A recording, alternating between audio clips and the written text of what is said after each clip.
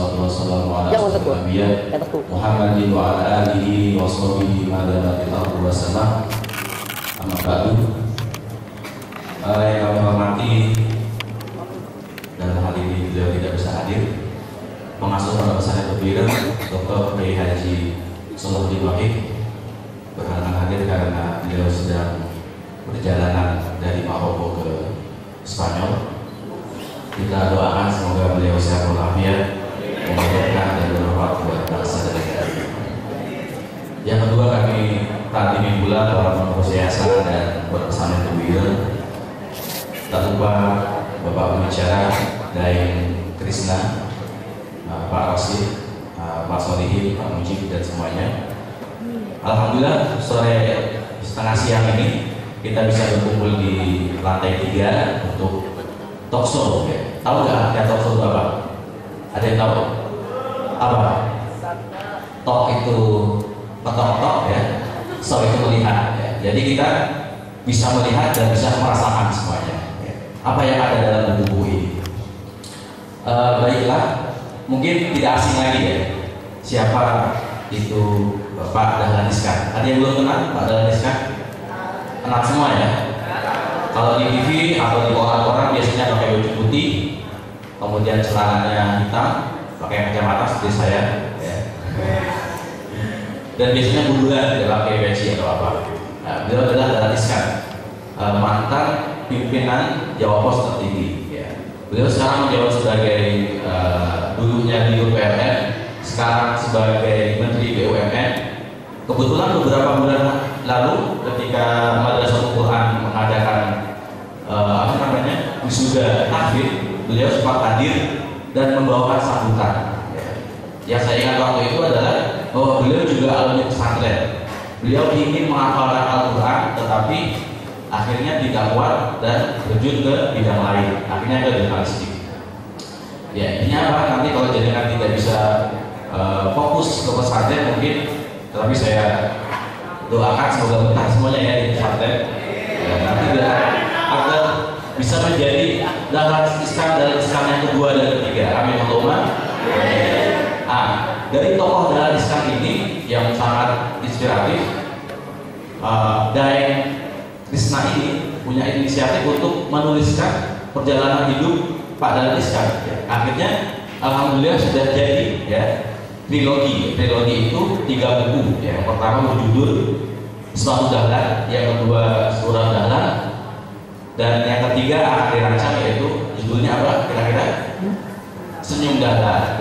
Jadi tiga-tiganya itu berkait dengan Pak Dahlan Iskan. Oke, untuk menyingkat waktu, marilah kita mulai acara ini dengan bacaan umum kita. Semoga berjalan dengan lancar.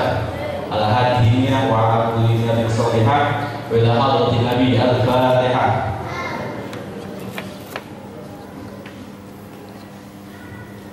Amin.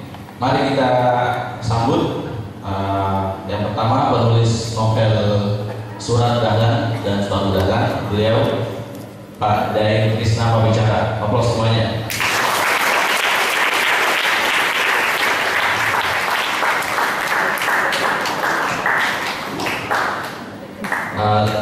Saya bacakan sedikit biografi tentang beliau.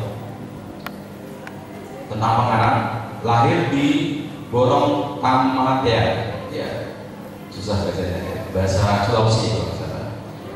Jene Ponto, ya, sekitar 89 km dari Makassar, Sulawesi Selatan, pada 10 November 1975.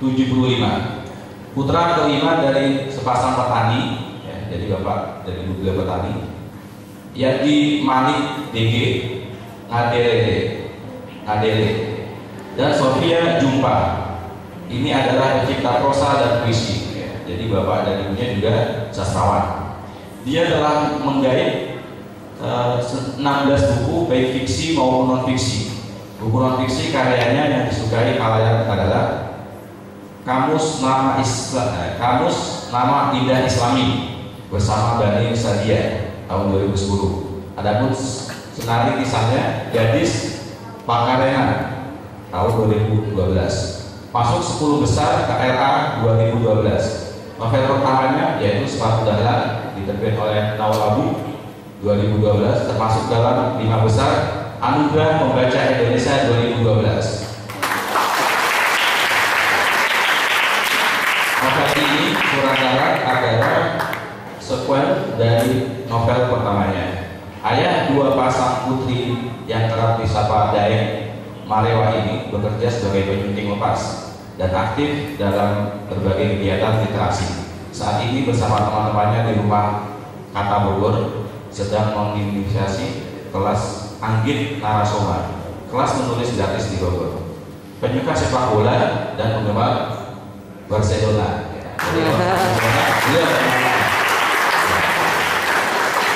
Beliau bisa disapa lewat akun Twitter @1bicara, akun Facebooknya Karisma Bicara Marewa atau Karisma Bicara, dan pesan pendek lewat SMS yang mau ditulis silakan 0812 1979 2898. Langsung dibalas dari beliaunya. Pembicara kedua, ulang.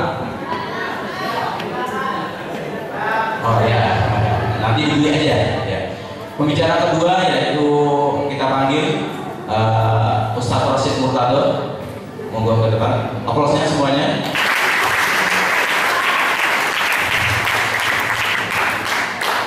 Beliau adalah guru kami, ya, ketua penerbitan Pondok Pesantren Tumbireng. Beliau seorang filosof muda. Setiap minggu sekali memberikan kuliah tentang filsafat di rumahnya. Sudah menulis novel, juga artikel-artikel pas lainnya. Sudah tidak asing lagi di Jakarta maupun di Jogja. Ya, beliau juga nanti akan memberikan sedikit gambaran atau komentar tentang novel yang inspiratif ini. Oke, mungkin ini yang bisa saya antarkan. Oke, sebelumnya mungkin ada yang belum baca novel ini. Siapa yang belum baca? Bisa dibeli di depan sana.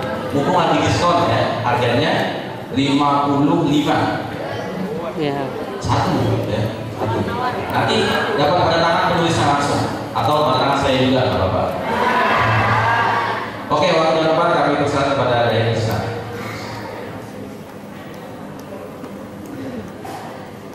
Terima kasih. Assalamualaikum warahmatullahi wabarakatuh. Kemudian. Sebenarnya saya tidak kebenaran karena seumur hidup ini pertama kali saya memasuki kawasan Pondok Pesantren Tumbireng.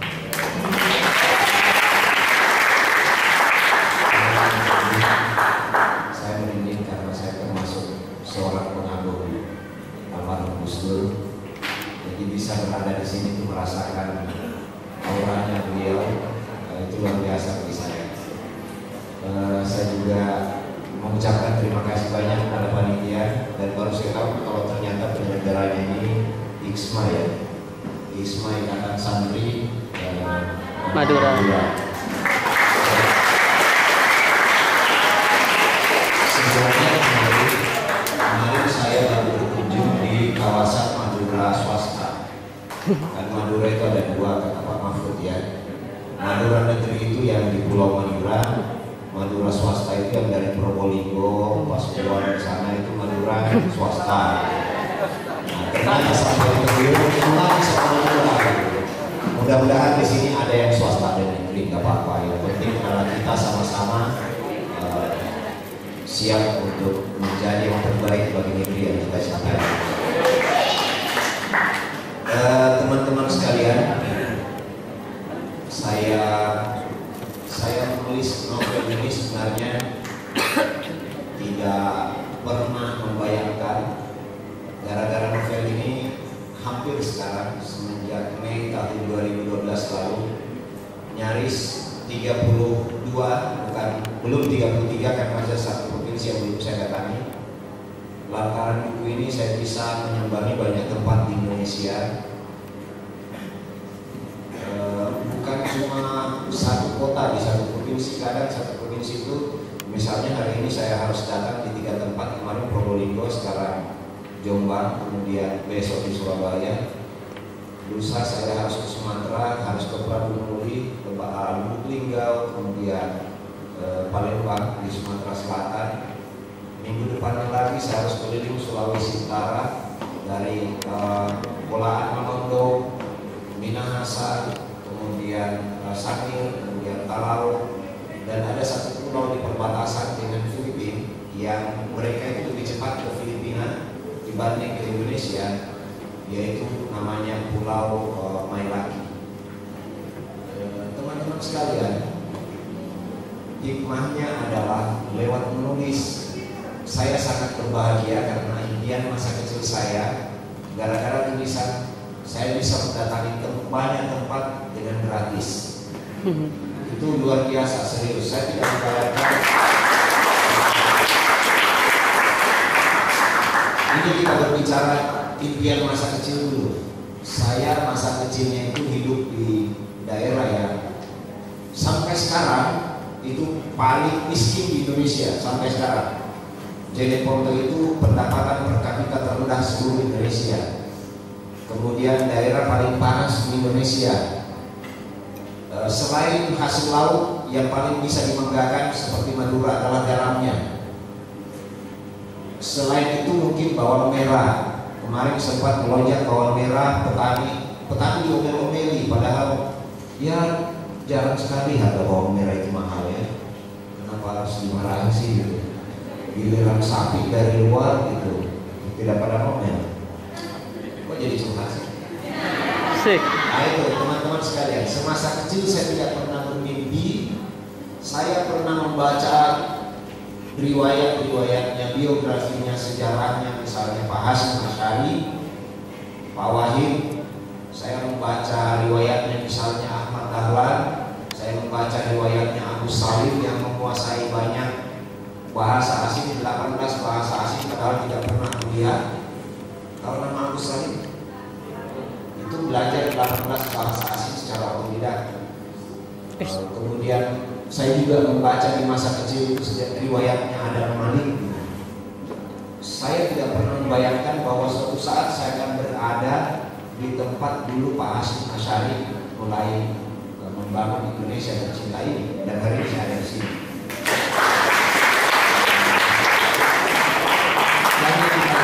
Ada tempat yang lain-lain.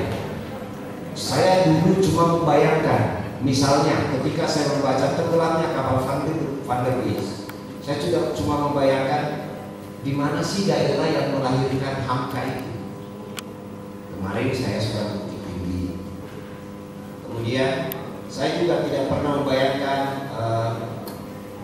ketika saya membaca novelnya dulu Khotbah di Kaki Bukit. Saya cuma membayangkan bagaimana sih caranya Kunto Wijoyo ini bisa menulis kata demi kata itu di masa kecil saya, masa SD kelas 6. Saya membayangkan begitu, kemudian saya bercita-cita suatu saat saya akan menjadi penulis dan mendatangi tempat-tempat ini. Kalaupun saya kaya, saya akan menghabiskan banyak uang untuk mendatangi seluruh pelosok Nusantara. Kalau saya tidak kaya, saya akan berusaha supaya saya bisa jalan-jalan dengan gratis seperti sekarang.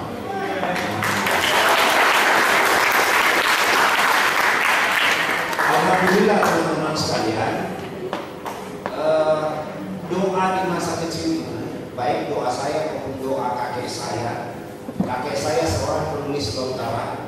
Jadi teman-teman sekalian, budaya membaca di keluarga saya memang tumbuh dari kecil karena kami adalah keluarga yang besar dari budaya literasi. Kakek saya itu penulis lontaran, Raja Menceng pun beliau catat, Raja Ingusan beliau catat, itu di Lontara begitu. Lucunya banyak lontar yang ada di kerajaan-kerajaan di Sulawesi Selatan justru malah tidak ada sekarang dan adanya di Leiden. Tidak hanya Sulawesi Selatan, Jawa pun begitu. Kalau kita mau banyak mencari bahan-bahan referensi literatur tentang Jawa, kita harus ke Leiden. Karena Indonesia tidak piawai dalam menjaga arsip. Bukti terakhir PDS KB Yasin sempat bangkrut karena cuma diberi anggaran 50 juta. bagaimana coba merawat dokumen-dokumen penting dengan duit 50 juta. Nah, mudah-mudahan 50 tahun ke depan teman-teman